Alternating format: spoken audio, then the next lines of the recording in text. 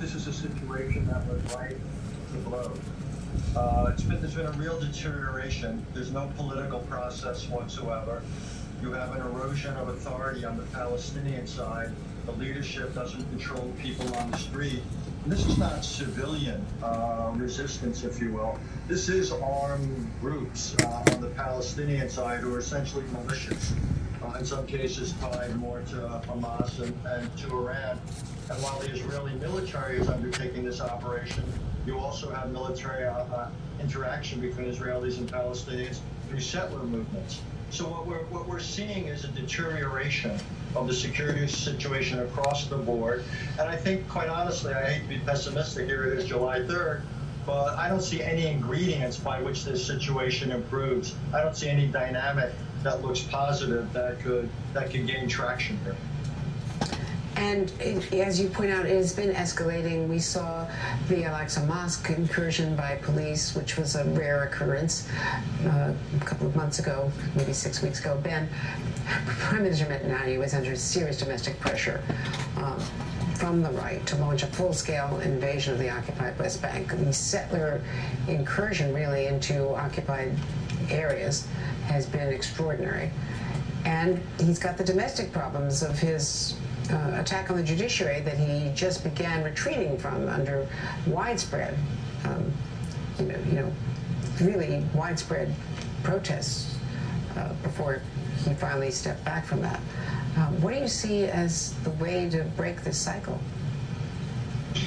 I'm afraid I share Richard's pessimism. All the ingredients are here for continued deterioration.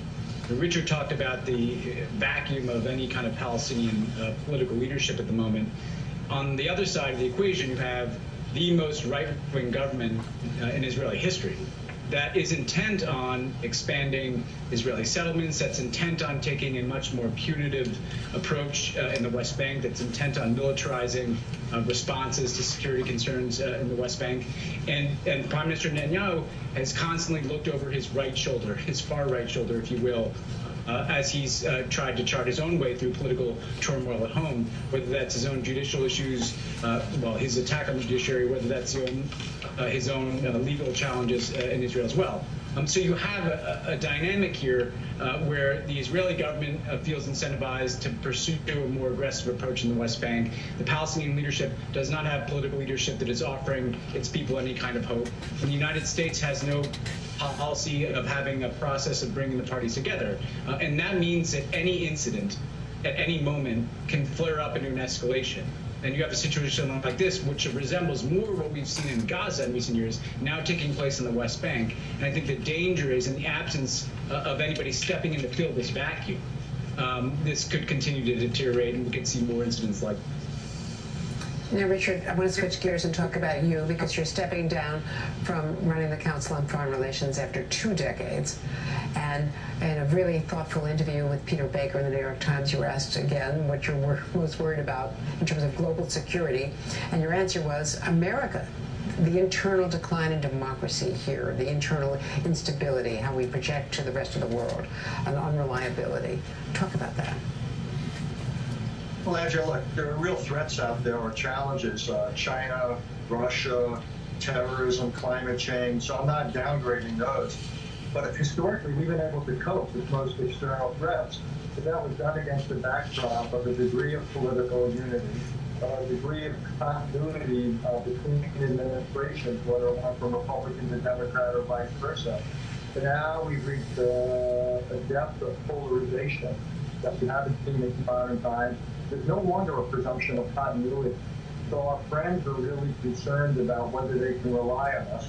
If they can't, then they defer to powerful neighbors, or they take matters into their own hands. Our foes see the opportunity there. We're not setting an example other countries around the world want to model themselves on. So yeah, we tend not to think of what goes on inside our country, the quality of our democracy, as a national security issue, but it's become one. I think it could get worse. Again, I'm not predicting it, but the possibilities there. One of the things I did, Andrew, I spent 3 years as the U.S. envoy to Northern Ireland. We've seen what happens to societies where you have politically inspired domestic violence. Normal life, really, it becomes impossible. We saw elements of that on January 6th. So yes, I worry about the quality of our democracy in and of itself, and I worry about what it means for our position to play the kind of leadership role in the world that we've done for 75 years now. Well, Richard, our gratitude to you for everything you've done at the Council, increasing the diversity in the educational programs, and to be continued. These are conversations I know we're going to be having with you and with Ben in the future. Thanks to both of you very, very much. Thank you, and a happy 4th to you both. You too. And the holiday headaches, extreme heat, severe weather, causing travel troubles around the nation. All right, let's go forward here. It's pretty obvious that things is coming unhinged over there in that particular area. July. Also this hour, Vladimir Putin working to strengthen ties with China after the public embarrassment of last week's armed rebellion. As President Zelensky acknowledges the pace of Ukraine's counteroffensive is not meeting its hopes. And more on the drone strikes and troop deployments in the occupied West Bank by Israel's military at a level not seen in decades, as Prime Minister Netanyahu appeases the far-right members of his governing coalition and faces criticism from the United Nations. That's basically what they was talking about right there, pertaining to Israel and Pakistanians not getting along. Setting run up to Independence Day. From busy skies to hectic highways, nearly 51 million Americans are expected to travel for July 4th. Friday already broke records as the single busiest day in TSA history. But extreme weather could slow everything down today, with millions under severe weather alerts and concerns over strong thunderstorms in the mid-Atlantic states and portions of the northern Great Plains today. All that combined with a blistering heat wave scorching much of the West. So, joining us now, NBC meteorologist Michelle Grossman. NBC's Blaine Alexander is dealing with blistering heat in Atlanta, Georgia. And the founder of the Points Guy, Brian Kelly. Michelle, first, take it away. Tell us what you see about the storm system that's already moving in this afternoon. What hi there, Andrew. could look like. Yeah. Oh, great to see you. Well, it's going to look like more of the same. Unfortunately, we're stuck in this pattern where we're seeing repeat days, right? So we've been tracking severe storms for weeks, really kind of unusual for this time of year. Also tracking that blistering heat. So we're looking at radar right now. We do have some storms already brewing in portions of New England into the Northeast, the Ohio Valley, also ports of... Let's go a little forward here. This is basically just a rundown. There's some things that the commentator gets involved in here that I want to talk about.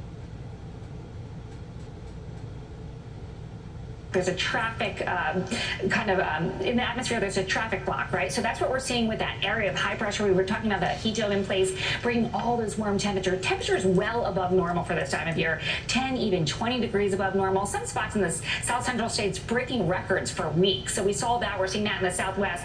And then all these stormy conditions. Typically we talk about severe weather in May, in April, and we're seeing it later and later. And we're seeing it in places where we typically don't see that really strong severe weather. The mid-Atlantic, the Northeast, even in parts of the Northeast yesterday we had some tornadoes. And we're going to see this as we go throughout Tuesday as well. This is the outlook for July 4th. So we're looking at that severe risk throughout the Intermountain West into the northern plains. We're looking at really heavy rainfall. That's part of the climate connection too, right? Warmer air holds a lot of water. So when you squeeze that sponge, that's where we get that deluge of water. And then we're concerned about flash flooding. Andrea? That's great context. Thank you so much, Michelle. And Blaine Alexander is in Atlanta, where temperatures feel like they're in the triple digits. What's it like there? How is the weather folded into the holiday travel at Atlantic's enormous airport? Well, there's no question that summer is in full swing, and if you doubt it, just step outside. Millions of Americans are dealing with record-breaking temperatures, and it's not just inconvenient, it's dangerous. So between the dangerous heat and severe storms, Mother Nature really is bringing a 1-2 punch. Overnight, we saw severe weather hit places in Alabama. We've also seen the weather turn deadly, turning trees over, including crushing one woman in her car in Missouri. We also saw the NASCAR race delayed in Chicago over the weekend due to heavy rain there. All of that combined with the hot sun. But keep in mind, a number of people are also still traveling for the holiday weekend. So people are dealing with a growing number of flight delays. In fact, we started the day today. Go a little forward here. One of the most operationally challenging weeks I've experienced in my entire career. How much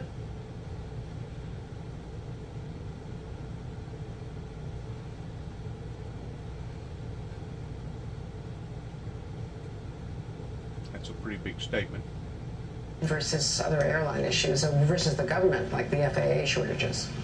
Yeah, there's blame to go all around for sure. And certainly the weather is the catalyst for this. But the airlines are blaming a lot on the weather, just like Southwest did in December during their holiday meltdown. Yes, it was weather that precipitated it, but their crew scheduling systems went haywire. So the airlines need to have better infrastructure and technology, allowing passengers to get refunds, to rebook themselves. If you talk to almost anyone traveling this past week, it can be almost impossible to get through to the airline. So they need to invest in technology. And certainly the FAA, airlines were canceling flights preemptively this summer because there's a shortage in FAA employees, specifically air traffic controllers, and they still manually clear planes for takeoff and landing. The FAA has admitted that there is a huge shortage. They're trying to, hire thousands over the next couple years, but the government audit said recently there really is no plan to fix it. So it's really a perfect storm of weather kind of exposing all of the weaknesses into this overcrowded system. Yeah, The perfect storm, in other words. In other words, one element is just as real as the other. I would book that first flight out of the day. Statistically, those go out on time more than in the afternoon. If you're flying to Miami or Florida in the summer in the afternoon, try not to land in the afternoon where there's almost always those thunderstorms that cause ground stops. And frankly, there's nothing the airlines can do safety-wise. They will always err on the side of safety. So that's a pretty good point. Inches forward with its counteroffensive against Russia.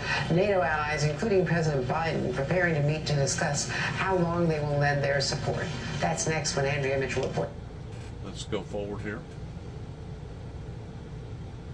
I just, the deal over there in the Middle East has to have an effect towards people being able to see visually, either through smartphone technology or satellites, all the other disturbances that's going on, not just January the 6th, but also the disturbances going on in Ukraine, and disturbances going on possibly with China and in Japan, and disturbances going on over in Africa, and there's disturbances going on just about all over the world. And there's something that is motivating this, and that something is called evil. Progress in Ukraine's counteroffensive against Russia has been slow, with President Zelensky admitting last week it's slower than expected, but insisting his forces are making gains on the eastern and southern fronts, and it's in the early stages. This as President Biden is preparing to travel to Europe next week for a stop in London first, and then the annual NATO summit this year in Lithuania. Top of the agenda is dealing with Sweden's entry into the defense alliance, blocked by Turkey and Hungary, but also Ukraine's request for a promise that it can join NATO after the war is over. Joining me now is former U.S. Ambassador to Russia, Michael McFaul, and retired Lieutenant General Steph Twitty, former Deputy Commander of U.S. European Command. So, Lieutenant General Twitty, how do you judge the counteroffensive at this stage? We've seen some small victories, but they acknowledge it's been slow going. Let's move forward here just for a second. Break it into the first line defensive belt, pretty much the minefield area. And so it's going to take a while. It's going to be slow, but I wouldn't measure this success in days. I think you're talking about months, perhaps years, before they're actually able to make some significant gains here and accomplish the objectives that President Zelensky has said he wants to accomplish. And Ambassador McFaul, a NATO military officer, is saying today that we should never underestimate Russia's ability to bounce back. So, from your judgment, you're such an expert on Vladimir Putin, having faced off against him so many times when you were ambassador there. How do you assess his ability to bounce back after, the aborted coup or uprising last weekend, and the loss of the Wagner Group as a superb fighting force, brutal fighting force, we should add? Well, Putin's much weaker today than he was a week ago. Division among your armies when they're threatening to fight each other, armed forces that report to you, that's never a good sign. but we shouldn't overestimate how divided and damaged Putin is. He's in charge. I don't see any new threat to him. That most certainly there won't be a popular uprising against him, because he's put all the leaders of the democratic forces, in jail. So he will be able to endure this immediate crisis. And remember, Andrea, we've talked about it many, many times. I want to just underscore again, he is playing for time. He thinks that if he can just hold on, fight to a stalemate in Ukraine for the next couple of years, we in the West will lose interest. We will have divides within our countries and say, why are we spending all this money there? And that's when he will be able to win in the long run. And that is the game that he is playing for now. That is the game that he's hoping will happen, because he realizes that his first intuition towards being able to go in and take the Ukrainians over in less than a week has failed. Now, he will recover temporarily pertaining to what happened with the uprising of his own military, but it has now planted a seed of division within his own ranking parties. And one or two things is going to happen. Either there'll be an uprising from within his own government, or those that was loyal to him will begin to be frustrated in walking away, similar towards how that they've seen others walk away. And anytime that happens, long-term speaking, I believe politically, he is doomed. Possibly even literally, especially if there is an assassination attempt on his life and it is a successful one, or something even more devastating than that in his eyes, on his party, pertaining to him being captured and then being thrown into a tribunal court. Either way you go, his cards now has been shown. He didn't keep them close enough to his chest pertaining to taking care of his military. I seen on the news just about 2 days ago where he's now bending over backwards towards giving his military troops new shoes, new equipment, new clothes, feeding them better, taking care of them better. But it may be a day late and a dollar short, is what I'm saying, because he didn't use the proper strategies in taking care of his own. And anytime you do that, and there is a mutiny that occurs, it will have a short-term effect, but it will also have a long-term effect. And in the long-term effect that he's hoping for, there's lots of innuendos that can occur within his own government, within his own people. That's the best that we can hope for. At the same time, why various superpowers has let this go on the way that they've let it go on, I think it's primarily because it's an internal problem, and I also think that it's primarily because they're frightened that the Russian government could actually use nuclear armament on whoever was trying to oppose them.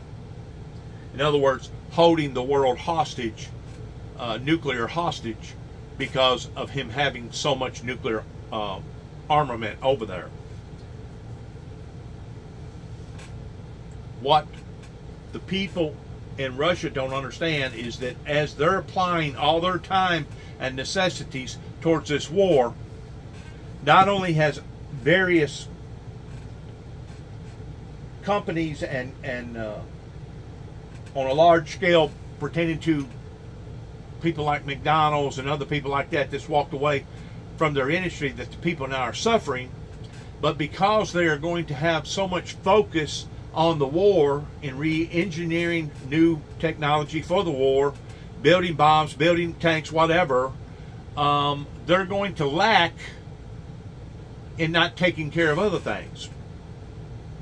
And the other things they're going to find out that are just as important, if not more important, pertaining to environmental changes, global warming, and etc., that now they're going to have to deal with on a different level because they haven't been wide-eyed in seeing it coming in regards towards who knows what. It could be massive amounts of infestation of bugs or are being plagued by diseases that because of the ground warming up the way that it is, and it's no longer keeping, everything's getting taken out of its normalcy pertaining to these environmental changes that obviously his government is not concerned about right now. They're concerned more about trying to dismantle and genocide the people over in Ukraine. What do you want to see coming out of this NATO summit? The Swedish Prime Minister is coming this week to see the President, obviously blocked by Hungary and Turkey.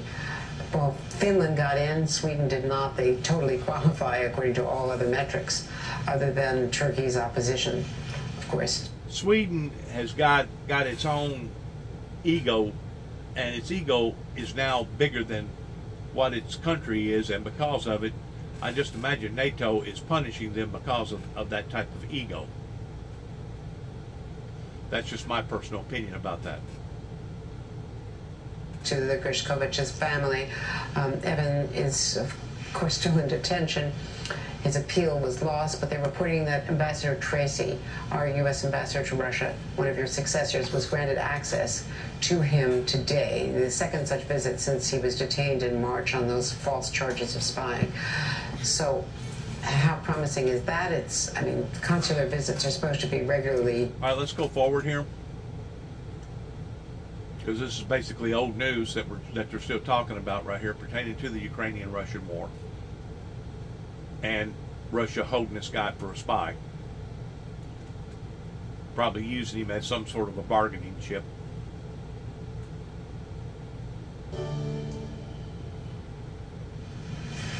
See, what people don't realize is whenever journalists take on this type of assignment,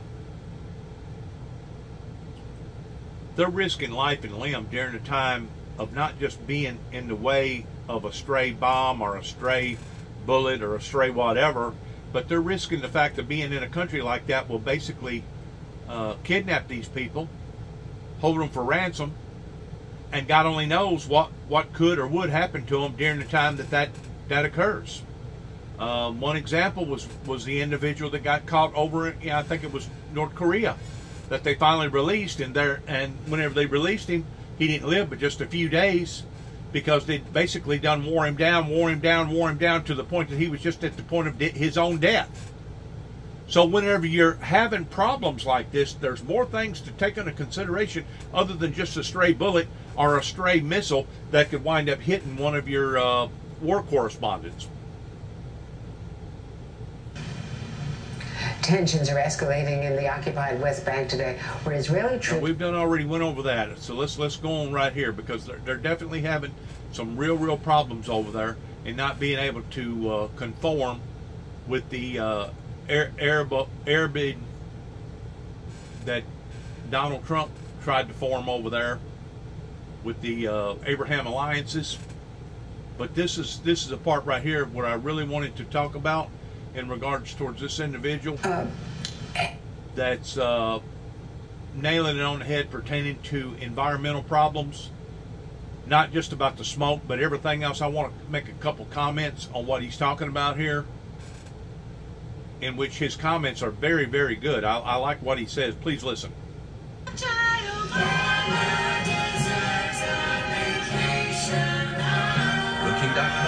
Booking.com? Yeah.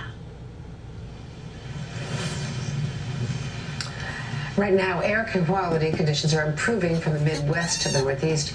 But on Friday, 4 out of 5 cities with the worst air quality in the world were in North America, New York ranking second. This dangerous air is caused by smoke from the continuing historic wildfires raging in Canada. And the New York Times is reporting that this smoke is not only a problem for us, It's even been making its way across the Atlantic, now reaching southern Europe and the British Isles before curling toward the north and the east. Joining me now is Presidential Distinguished Professor, Director of the Center for Science, Sustainability, and the Media at the University of Pennsylvania, Dr. Michael Mann. Thank you for being with us. He also has a new book coming out in September entitled Our Fragile Moment. So, Michael Mann, just how is climate change impacting these wildfires, the smoke, and the way we're all reacting to them? Yeah, thanks, Andrea. It's good to be with you. It's unfortunate, though, to be talking about these experiences that we're having here, which really are a direct manifestation of the human-caused warming of the planet, of human-caused climate change. Look, extreme weather events happen, but what's the carbon pollution we're putting into the atmosphere, it's warming up the atmosphere, it's putting more energy into the atmosphere, we're baking the soil in the summer, the atmosphere is more moisture. When it does rain, you get more of it, more of those flooding events. But when you get that summer drought, which has been worsened, combined with that worsened heat, you put those two ingredients together and you get the sorts of wildfires that we're seeing, not just in Western North America, in the Western U.S. where we're used to seeing them, but all the way back east in Eastern Canada and Central Canada. For me, it's reminiscent of early 2020 when I was in Australia during what is now known as the Black Summer, where they witnessed a summer of unprecedented wildfires that literally broke out across the continent because of the unprecedented heat and drought that they were experiencing. And I remember that smell. I remember the smell of that wildfire smoke outside of the apartment I was staying in Sydney. I experienced that same smell here in Pennsylvania just a couple weeks ago because of the wildfire smoke that was actually reaching us here back east. In fact, Philadelphia at one point had just about the worst air quality in the world. Yeah, and I was there that day, as a matter of fact, so I can attest to that. How much does the change in climate not only affect increased wildfires, but also the way that smoke is captured under the ozone layer and makes it worse? Yeah, earlier your meteorologist, Michelle Grossman, I think was her name, did a really nice job in sort of laying out the way that climate change is impacting all of this. And one of the more subtle impacts of climate change, but an important one, and one that we've studied, is the way that it's sort of slowing down the jet stream. The jet stream is always weaker in the summer because it's driven by the temperature contrast between the lower latitudes and the Arctic. And that temperature contrast is smaller in summer because the Arctic warms up quite a bit. The lower latitudes don't warm up as much. Well, global warming, human-caused warming, is making that difference even smaller. It's weakening the jet stream even further. And under certain circumstances, it basically gets stuck in place. Those pressure centers, those high and low pressure centers associated with extreme weather get stuck in place and they become amplified. And that's when we see those record wildfires, the heat, the drought, the wildfires, or exceptional rainfall and flooding. And so this is one extra ingredient, and it's an ingredient that the models actually aren't doing a great job capturing. So in some ways, the climate models we use to predict all this may be underestimating some of these very significant impacts, including these extreme weather events, the changed atmospheric wind patterns that bring all that smoke from Canada down here into the eastern U.S. All of that is being impacted by climate change, sometimes in fairly subtle ways. You've just explained for me why flight times from west to east are not as rapid as they used to be in the past. So does Canada have a different way of treating wildfires or fighting them than the U.S. model? Well, I think they, use the same sorts of, fire prevention, fire suppression methods. But one of the things in Canada, you have some of these regions that are just so remote. We have remote regions here in the United States, but even more so once you get into Canada, just huge open expanses of land, and it's hard to get all the equipment, all the infrastructure out there to deal with those wildfires, and that's part of what's going on. Some of these wildfires right now are very hard to reach, and so, to the extent that we might be able to try to manage them, it's more of a challenge, and and they continue on, and we feel that down here in the lower 48 with that wildfire smoke that we smell and we see. Michael Mann, you're an incredible resource. Thank you so much for coming, and we do appreciate it. And happy Thank you, Andrea. to you. Always a pleasure. And it's been 10 years since the Yarnell Hill wildfire killed 19 firefighters near Prescott, Arizona. The blaze remains the deadliest U.S. wildfire in 80 years. Firefighters now are using the lessons learned from that deadly inferno to fight fires more safely here in the U.S. NBC's Lindsay Reiser has a lot more. 10 years ago, Prescott, Arizona, a small city 90 minutes north of Phoenix, became known for what it lost. 19 highly trained Granite Mountain hotshots died while fighting the Yarnell Hill fire just south of Prescott. You remember every detail of what you wore that day to what you were doing the second you found out. Alicia Moffett was engaged to 22-year-old Wade Parker, who was in his rookie season with the elite wildland firefighting group. They were called to fight an explosive fire threatening homes in nearby Yarnell, spitting out flames as high as 20 feet. The crew lost communication and left their safe zone. When the fast-moving fire changed directions, trapping the hotshots, they were forced to deploy their emergency shelters. All but the lone lookout perished. I went from planning our wedding that was going to be 2 months from then to literally planning his funeral and trying to attend 18 other funerals on top of that. It is still the deadliest U.S. wildfire in 80 years and the largest loss of firefighters' lives since September 11th. We recognize when you lose a quarter of your department, what that means to you on a human level is completely different. Prescott Fire Chief Holger Jurr says due in part to this disaster, their approach to how they fight fire has changed. We don't deploy a bunch of firefighters to the tip of a hurricane. When the hurricane comes, we wait for the hurricane to come through, and then, we rescue people after that. And with fires burning hotter, faster, and becoming more unpredictable thanks to climate change, according to fire forecasters, it's a strategy focused on protecting lives and learning to live with the dangers of wildfires. If we can't succeed, we're going to step back and find a better approach, a better strategy. And our highest priority is life safety, firefighter and public safety. Technology has advanced. Communication and fire tracking have also improved, fire personnel tell us. And now departments like Prescott are using drones. In dangerous situations, they can scout trouble spots from above, replacing the need for boots on the ground, reshaping how communities fight forest fires as they honor and grieve the men who gave their lives protecting one they loved.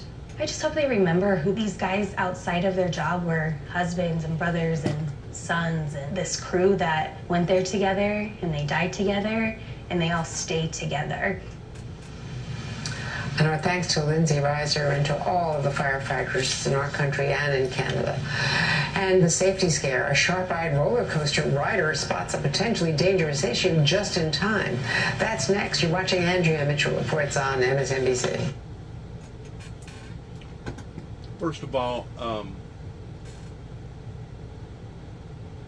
it was an awful, awful scene pertaining to how many firefighters died at the same time whenever they was in the path of basically a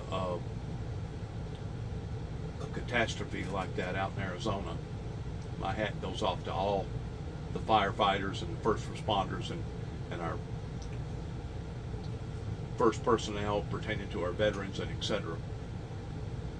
Because without that sensitive fabric in our communities would basically crack and fall completely apart.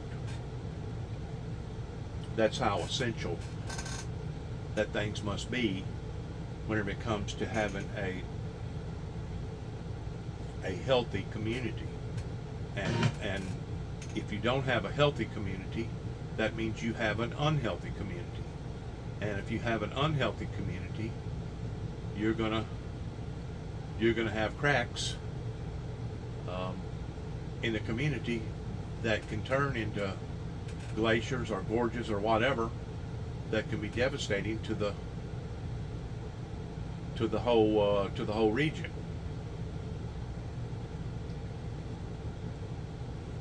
This particular scene right here, before we get on that, and the safety scare, a sharp-eyed roller coaster rider spots a. Before we get into talking about this right here, they was talking about another another deal pertaining to over in Australia with the fires in 2020 being so bad, to the point that the fire trucks was actually having to invent spray rigs on their own trucks to keep their trucks from catching a fire, and the paint on the truck from melting. It was intense of how harsh that was occurring. And once more, our meteorologist and the guy that was talking a while ago that touched off on some pretty good points pertaining to the ozone and the things coming out of the sky, is only part of it. The other part is where these bubbles are now being created pertaining to the center of the earth, where now these expansions of these heats are coming out kind of like a bubble.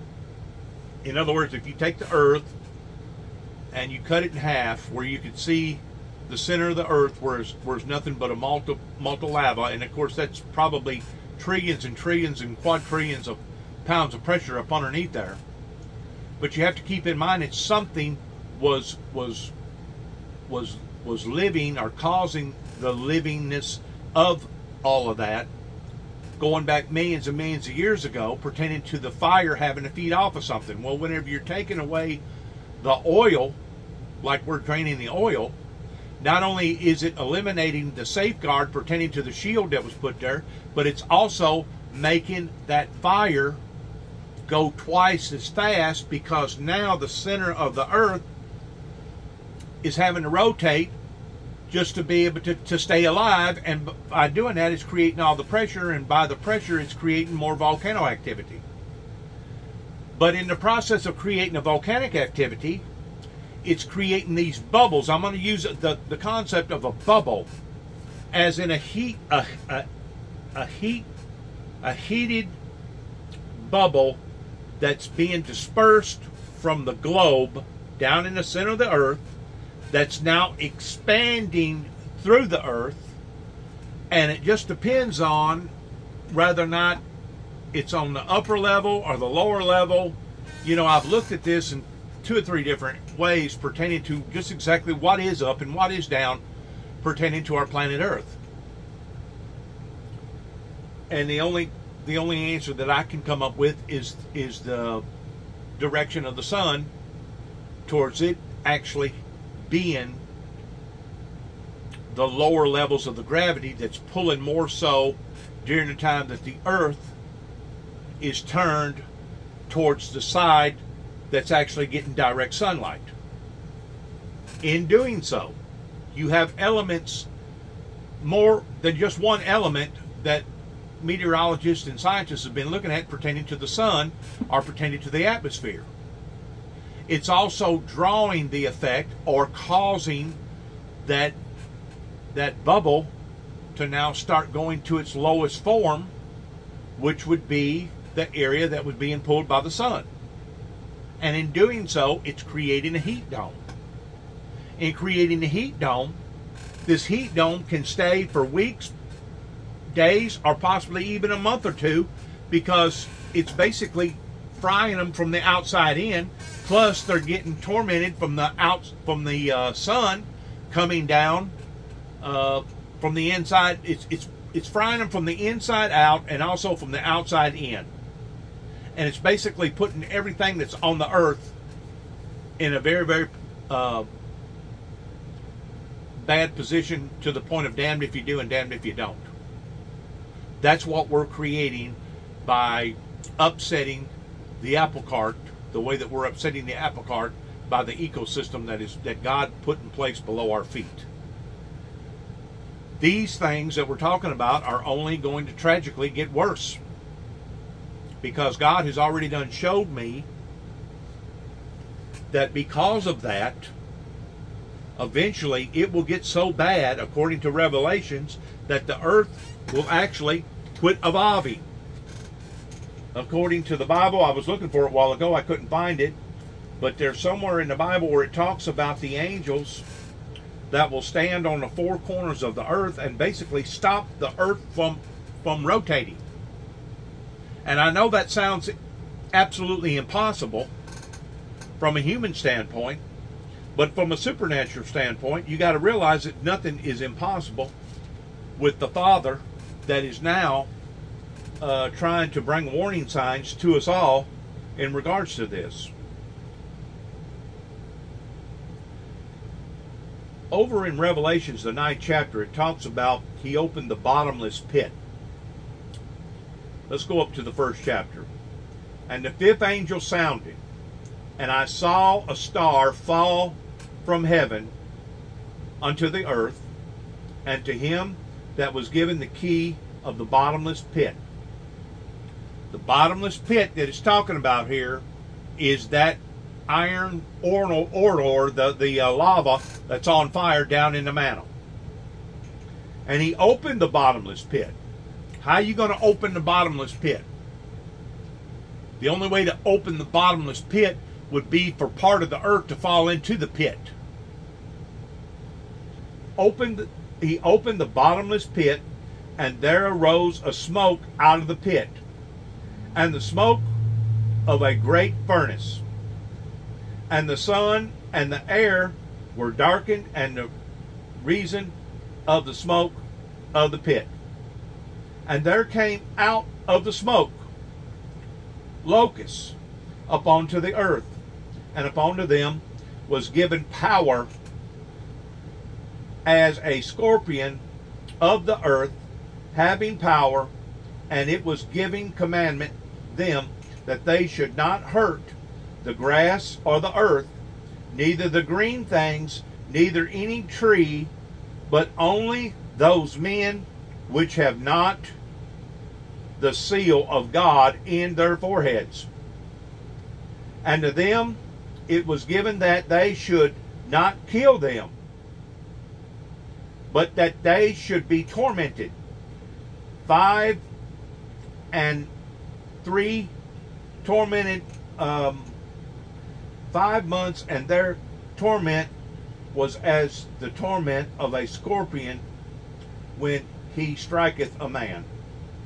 And in these days, men, whenever it talks about men here, it's talking about mankind, men and women. Whenever it says men, it's talking about all life. In those days, men shall seek to death, and shall not find it, and shall desire to die, and death shall flee from them. My friends, there's going to come a time on the planet to where human concept will change to the point that death will actually look more pleasant or more gratifying than life. And I know from a mental standpoint, from a human mental standpoint, that sounds basically impossible. But if you put yourself in some of the positions that other people has been put into, let's say the Jewish Holocaust that happened to the Jews, that killed basically 6 million people, and there was other factors of other wars that has happened throughout history, and there's other elements that has happened to humanity that has caused humanity to basically seek death versus life. I think the Darwin thing, where they got captured by a snowstorm and they was basically turned into cannibalism, is probably one example of that, or possibly being capsized in an ocean somewhere, and being on the boat, on a floating vessel, dying a very slow death. I realize that these things that I'm talking about are deep subject matters that a lot of people feel uncomfortable about talking about. But God has obviously given me an assignment for me to help to prepare the people on this planet for these very things, and because of it, I'm going to try to explain it to society the best way I can without hurting society's feelings, but at the same time not taking it out of the realm of reality towards just exactly what we're actually seeing and what we're going to see futuristically in the future. Dangerous issue just in time. That's next. You're watching Andrea Mitchell Reports on MSNBC.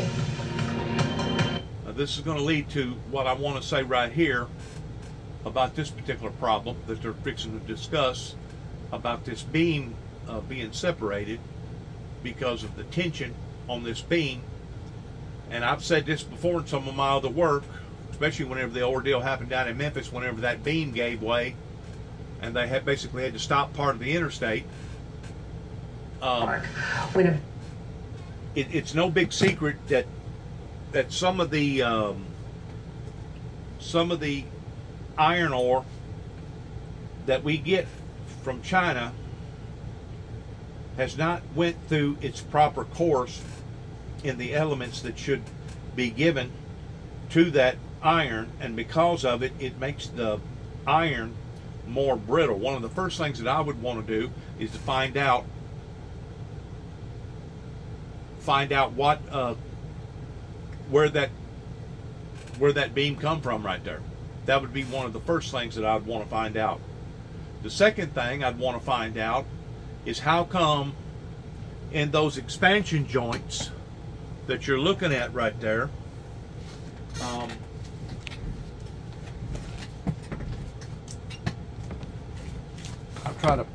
try to use this as a pointer. This expansion joint right here, where you have this lug on this column connecting to this column over here. These are big boats. It's all bolted up right here. You can see the biggest ones, the smaller ones you can't see. But how come whenever the engineers engineered this, how come they didn't put about a 4-inch expansion right there and put it on some sort of material that would give into the excess force, maybe heavy springs. I know they put springs on Empire State Buildings, and I know that also whenever they build an Empire State Building, they have a thing that basically dangles down from the middle that helps that building to maintain itself, kind of like a rudder on a sailboat. But how come the engineers didn't put something in between here that would help to take on some of the load in regards towards the stress? Because for something to crack like that tells me that there was a defect either in the metal or somebody didn't put into the right equation towards how much pressure that slingshot and all them people with that unit that goes around towards just exactly how much pressure that area was going to be under to begin with. Somebody didn't do the equation right towards either this beam has bad metal in it, or this beam wasn't designed thick enough and big enough to be able to uphold that type of pressure. Maybe they should have some sort of a spring load down towards the bottom right here that would help to give way a little bit, because there's a lot of friction right here. You take a tin can. I'm just going to use a tin can as a example. You take a tin can or a piece of wire and you bend it again and again and again. If you do that long enough, you can create molecules that heat up to the point that will be one of the areas that it breaks in, because that's the area that was under that much force. Let's watch this again right here. Appeared on a roller coaster. Now watch this. On the support beam, and it was caught on camera. Thankfully, no one was hurt, but there were new questions about safety conditions at the park. Here's NBC's Emily Akeda. That's probably widening a good 2 inches. If you can see that from the ground, that much, maybe even 3 inches. I don't know, but that's That's a pressure point that somebody, some engineer, did not properly design right, or it was bad metal. Like I said, a lot of the metal that comes out of China, they don't go through the process of like we do here in America, and instead of the metal bending, it actually just snaps. And that would be one of the first things that I would want to know is who the erectors was that basically designed all that, who the people that made all that. Hey there, well, luckily no one was hurt, and now the ride called Fury 325 is shut down indefinitely with the State Department of Labor on the ground in North Carolina today to begin an investigation. The closure of the popular ride that sends guests soaring 325 feet into the sky comes as tens of millions of Americans turn to amusement parks for summer fun. This morning, new questions swirling about safety after this alarming video of a giant crack in a roller coaster support beam, causing it to shift outwards as a car full of thrill seekers round the curve. Jeremy Wagner, who took the video at North Carolina's Carowinds amusement park, was shocked by what he saw. I'm like, I can see light through it, and I'm not an engineer, but that's not good. Wagner, whose family had just ridden that coaster, quickly told park security and the fire marshal, and the ride was shut down indefinitely. Carowinds, which is owned by Cedar Fair Entertainment, writing in a statement, "Safety is our top priority, and we appreciate the patience and understanding of our valued guests during this process." It makes me second guess getting on a roller coaster now. Fury 325 is one of Carowinds' premier attractions. Its website touts it as the tallest, fastest, longest giga coaster in North America that crosses the North and South Carolina border. This photo, taken by a park visitor just a week earlier, appears to show the cracks starting to form. A week earlier. So it went from that crack to actually busting loose all the way through the whole column. That is a scary thought, depending upon what architect designed that. The coaster has been operating since 2015, and Carowinds says Fury 325 and all of its rides undergo daily inspections. How did it get to this point and people are on that ride? It's putting the spotlight on ride safety, just as amusement parks are starting the summer visitor crush. Last year, Missouri 14-year-old Tyrese Sampson fell out of a drop tower seat and died at Orlando's Icon Park. But despite the harrowing incidents, Jim Shea, president of Premier Rides, says safety measures are rigorous. The same types of tools that are used in aerospace engineering are used in the theme park industry. For Jeremy Wagner, he says his family won't be worried to get back on Fury 325 when it's fixed. I would like to think that their safety protocols and fixing the issue would be secure enough. Carowinds did not say what might have caused the crack in the beam or how inspection may have missed it, but they did say their rides, including Fury 325, undergo daily inspections. NBC News also reached out to Carowinds about that photo taken in late June, but they did not directly address it. Meantime, Charlotte police say they are confident in Carowinds' commitment to safety. See, that's the reason why that they'll take an airplane after a certain many hours, and they'll basically ground that airplane, because of the sheer shock of all the metal stress points in that airplane. Once it starts breaking in one area and it continues to break, then there's more of a chance that the whole airplane could basically fall apart, because airplanes go through a great deal of stress that they have to be checked routinely with prestigious examinations, as well as X-ray technology to be able to X-ray certain welds and stuff to make sure that there isn't a crack there. Just like whenever you make a weld, you're only allowed to have like 4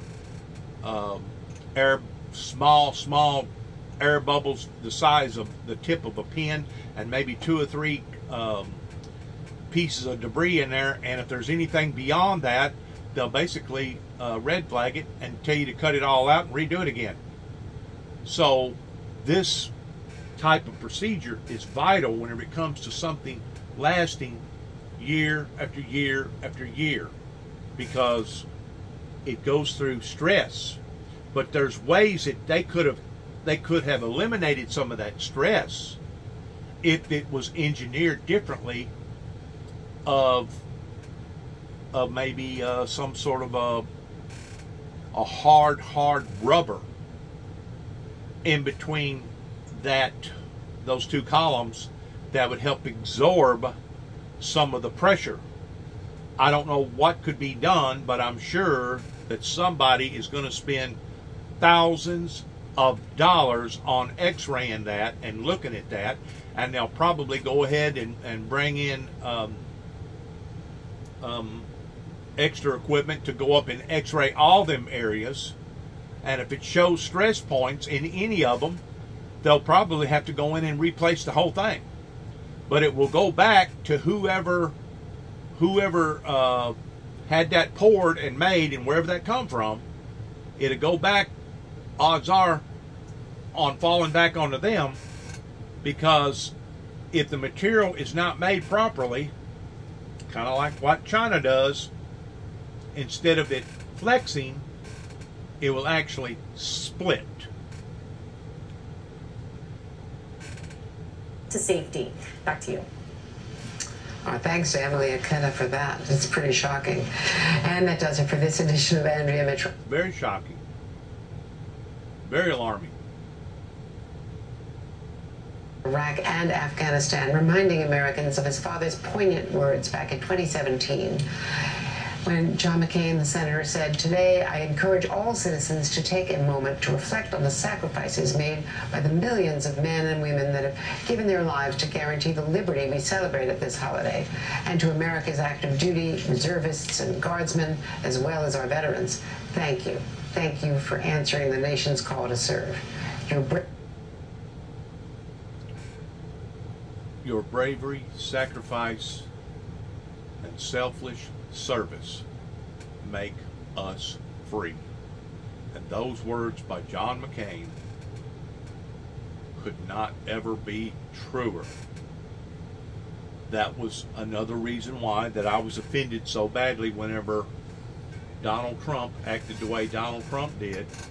Whenever John McCain died, didn't have nothing to do with me being a member of the same church out in Phoenix, Arizona, off in Camelback Road, but it had to do with the quality of that individual that knew the fundamental value of where and how that we ever become who and what we are to begin with. Upon to this birthday that we celebrate towards our independence,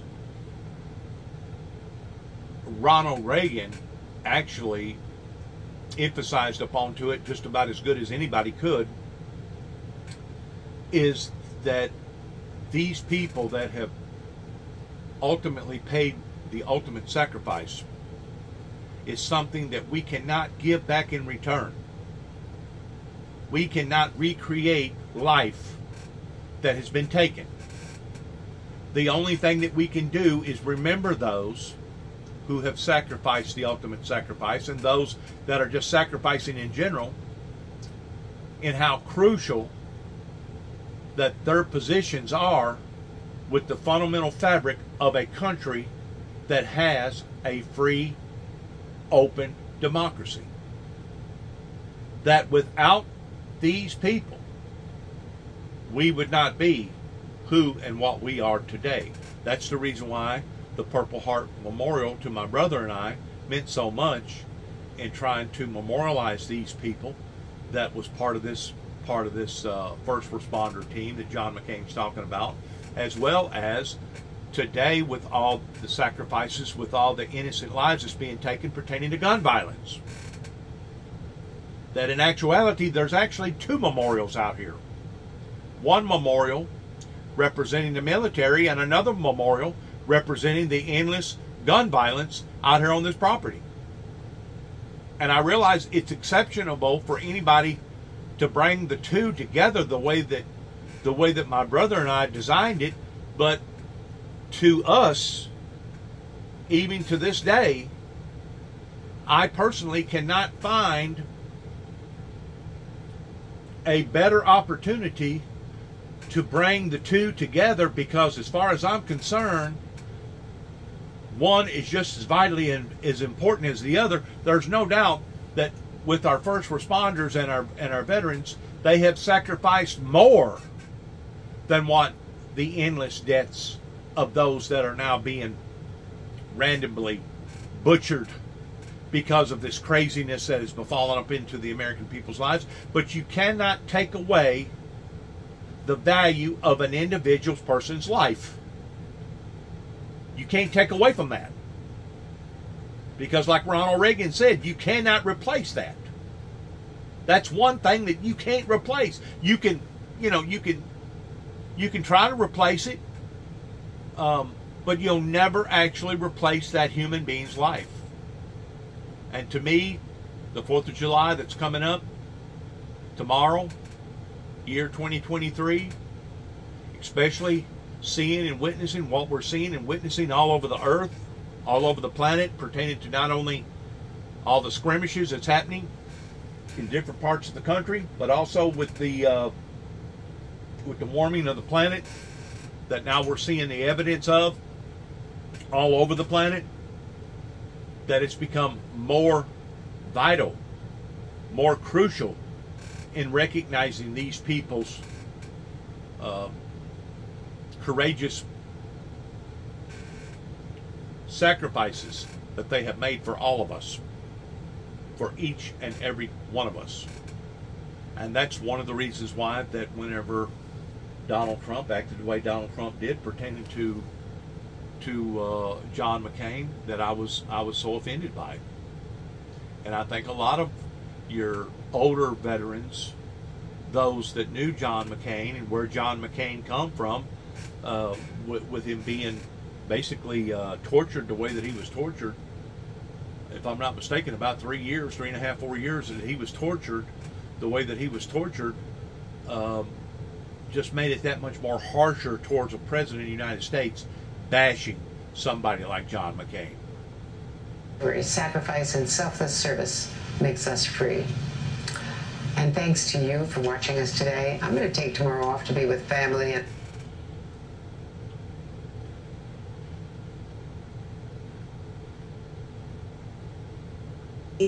how back up a little bit. Investigation. In Israel, a major military operation in the West Bank left at least 8 people dead and more than 50 others wounded. What Israeli officials are saying about their use of drone strikes coming up.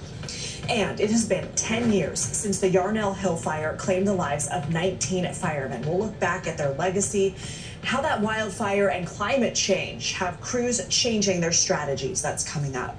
We're going to start, though, with extreme weather across the country, from heat waves to heavy winds and rain, canceled outdoor celebrations, and even ruined some travel plans over the holiday weekend. NBC meteorologist Michelle Grossman is standing by on what we can expect and who's at risk for watching fireworks on TV. But first, here's Blaine Alexander. Well, there's no question that summer is in full swing, and if you doubt it, just step outside. Millions of Americans are dealing with record-breaking temperatures, and it's not just inconvenient, it's dangerous. So between the dangerous heat and severe storms, Mother Nature really is bringing a 1-2 punch. Overnight, we saw severe weather hit places in Alabama. We've also seen the weather turn deadly, turning trees over, including crushing one woman in her car in Missouri. We also saw the NASCAR race delayed in Chicago over the weekend due to heavy rain there. All of that combined with the hot sun. But keep in mind, a number of people are also still traveling for the holiday weekend. So people are dealing with a growing number of flight delays. In fact, we started the day today with more than 400 delays. Now think about this. We're seeing more people traveling than ever before. On last Friday, the TSA processed nearly 2.9 million travelers. That's the highest number ever for a single day ahead of a very busy holiday tomorrow. All right, Blaine Alexander, thank you so much. Let's go on over to NBC News meteorologist. 2.9 travelers, air travelers. So can you only imagine the volume of the H2 carbon gases that has recently went up into the atmosphere that is causing the atmosphere to be that much more unstable? that is causing the ozone layer to be broken down that much worse, to the degree that people are more susceptible to getting sun cancer. And also in your bigger cities that has more blacktop, they're finding out, which I brought this to people's attention back about 3 years ago, that if the blacktop was at least gold or another color, brown versus black, it would change the dynamics of the heat. They are using some sort of a white sealant on highway structures in these areas now that they're claiming can actually lower the temperature as much as 15 degrees coming from the base of the way that the sun hits it and warms it up.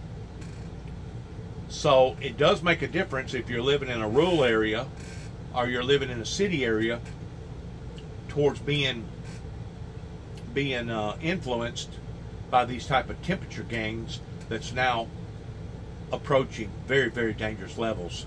And to some degree, it's already done killed a great deal of people.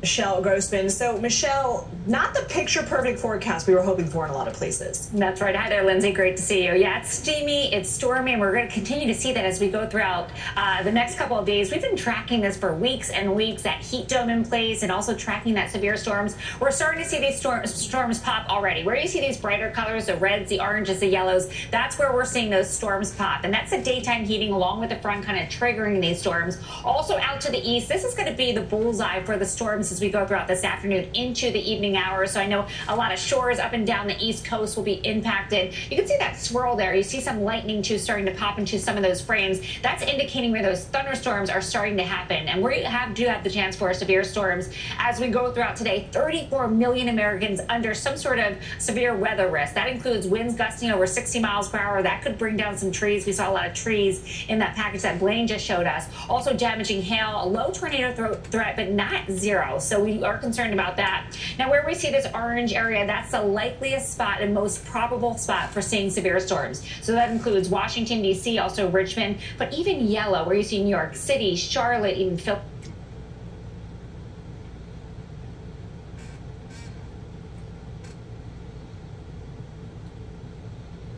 Another gang violence, or not gang violence, but another mass shooting. I don't know where that was. And the Donbass. And secondly, they're trying to recapture the city of Bakhmut and perhaps bag a bunch of Russian prisoners in the process.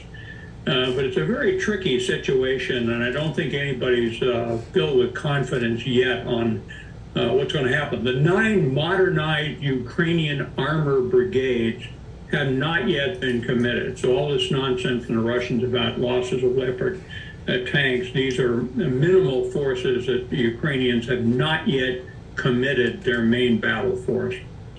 General, the chairman of the Joint Chiefs of Staff says the U.S. is considering providing Ukraine with cluster munitions. And he says Russia's using them, Ukraine has gotten them from other allies, but there's actually also a push to ban them entirely because of the danger they pose to civilians. I mean, what concerns do you have, and how does the U.S. weigh this? Well, they're incredibly effective munitions. They're dual purpose. They're fired out of artillery, and the HIMARS rockets can fire them. The Air Force has bombs with DPICM internally. They spread out over a wide area. They'll nail armor vehicles from the thin top armor as well as being anti-personnel. So they're extremely important weapons. We have not signed the Convention Against Their Use, nor have the Russians, Ukrainians, and 6 of our NATO allies haven't signed it. The problem is they have a reasonable dud rate, 1% or perhaps even greater. And so if they're used in wet ground or in sand, there's a high dud rate, and they're a real danger to civilians if you don't then pick them up. But I got to tell you, on balance, they're a lot easier to recover and remove than are deliberately planted anti-personnel mines in the ground. What's a dud rate? Well, I don't think we really know. We said we're going to destroy all of our munitions that have a dud rate in excess of 1%. But sorry, General, what is a dud rate? Does that mean it fires duds and then you have to go and collect it?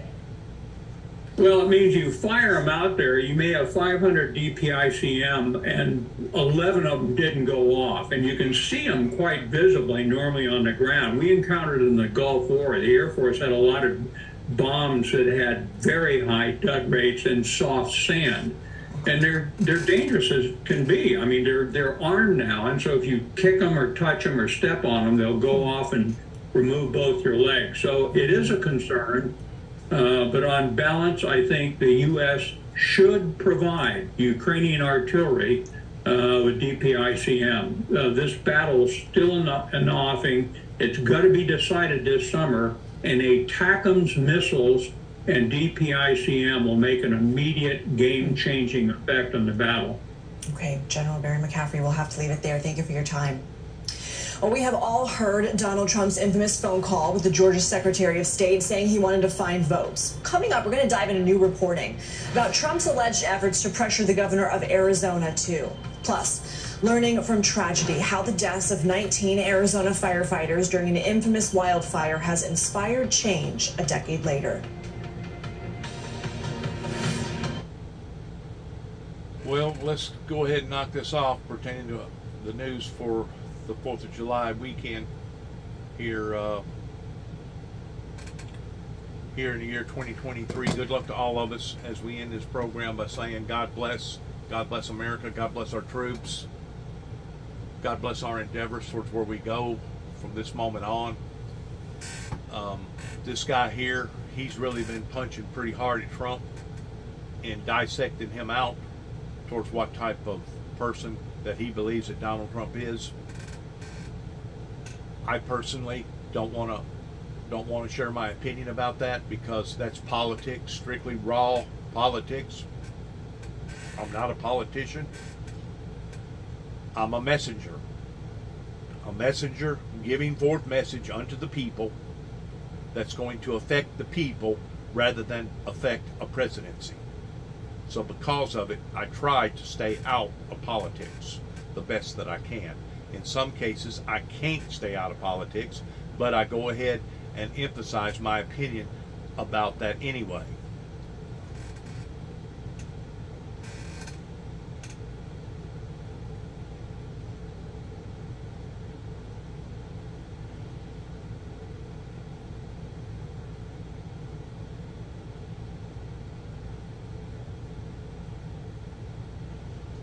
They just ramble on and on and on and on their tyrant. That's exactly what it is. It's a tyrant towards talking about this and talking about that. And once more, to me, it's a complete total diversion from the things that we should be thinking about and talking about and doing for one another. Kind of like the people over in Russia, they're going to realize that this war that their government has put them off into is going to cost them in areas unbelievably, in areas like they could never ever had imagined. That if the war was not going on, maybe they could have caught certain things that was happening and made it not near as bad pertaining to the forces of nature that obviously nobody is in control of other than our own stupidity of what we're creating for ourselves. A lot of this has to do with greed, selfishness. A lot of this has to do with people being deceived in your climate deniers, that it's only been just till recently that it has all come about. That's the reason why I personally believe that the work that I do towards getting out here and getting various pictures and getting various recordings and talking to various people about interviews, how crucial that this work that I'm doing today will be 2, 5, 10, maybe 20 years from now, of other people taking this material and dissecting it and realizing that, wow, there was an individual the whole time that was trying to help these people, and the whole time while he was trying to help them, they was accusing him of trying to hurt him or trying to hurt them. Well, did they not do the same thing to other prophets of God? Did they not do the same thing to the Lord Jesus Christ? Jesus Christ was trying to help them and telling them different things that they was doing and wasn't doing.